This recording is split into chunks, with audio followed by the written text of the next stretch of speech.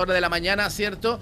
Bueno, le contamos que el director del Centro Sismológico Nacional, Sergio Barrientos, anticipó que durante las próximas horas podrían seguir registrándose réplicas tras el sismo de magnitud 6 ocurrido frente a las costas de la región de Valparaíso.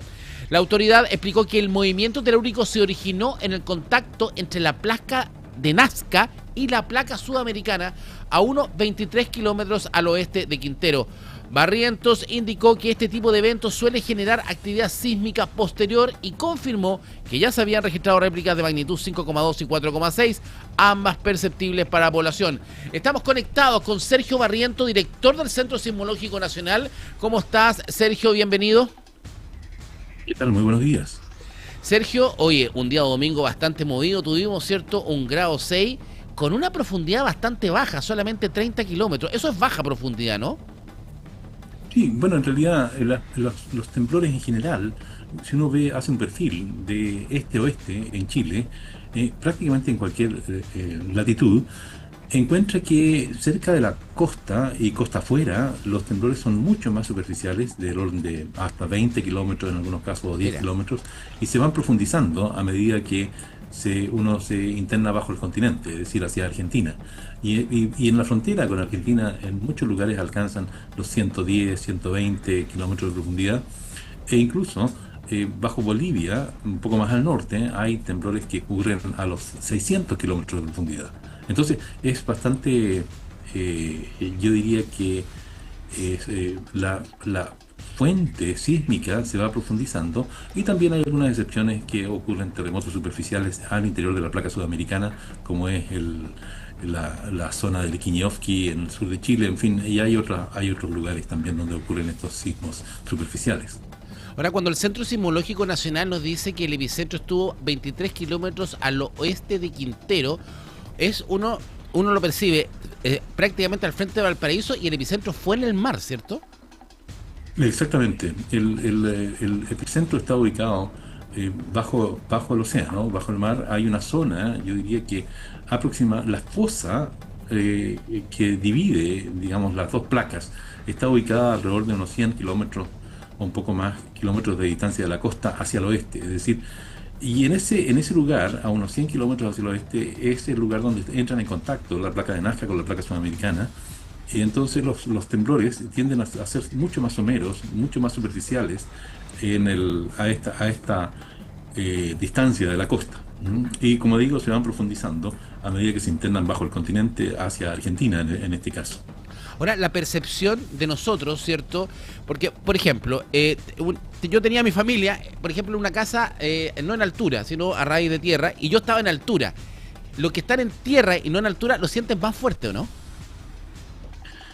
Depende del tipo de temblor, pero en general, cuando ocurren ondas superficiales o ondas que pueden ser amplificadas por el mismo movimiento del edificio, que tienen el edificio tiene un periodo propio, de modo que o sea, el edificio lo podría amplificar. En edificios altos se sientan un poco más fuertes, claro. Mira. O sea, en el edificio se amplifica. Ahora, porque hay muchas casas más antiguas que no son sísmicas. Una casa sísmica es la que se mueve con el sismo. Eso se trata, ¿no? Bueno, hay diferentes métodos. Hay estructuras que están diseñadas recientemente que permiten que aíslan la estructura del movimiento del suelo. Es decir, disminuyen la aceleración que sufre la estructura, el producto de algún tipo de cojinete o algún tipo de descanso, ¿ya? En el cual el edificio está puesto. Y eso se llaman aisladores sísmicos, y hay muchos de ellos, ya están instalados en varios edificios, y están por todo el mundo, ya se está incorporando esta tecnología.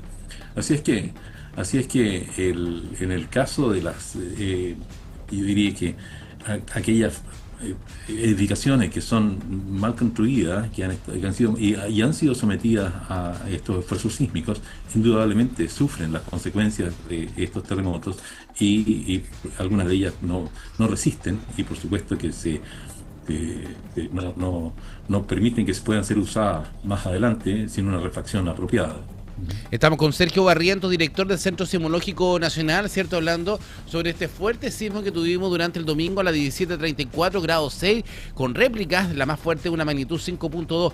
La gran pregunta que nos hacemos, Sergio, y ya viene Haroldo Maciel, que ya también está conectado con nosotros, es si este es un sismo premonitor o un sismo precursor, ¿cierto?, de uno más fuerte. ¿Cómo podemos saber eso?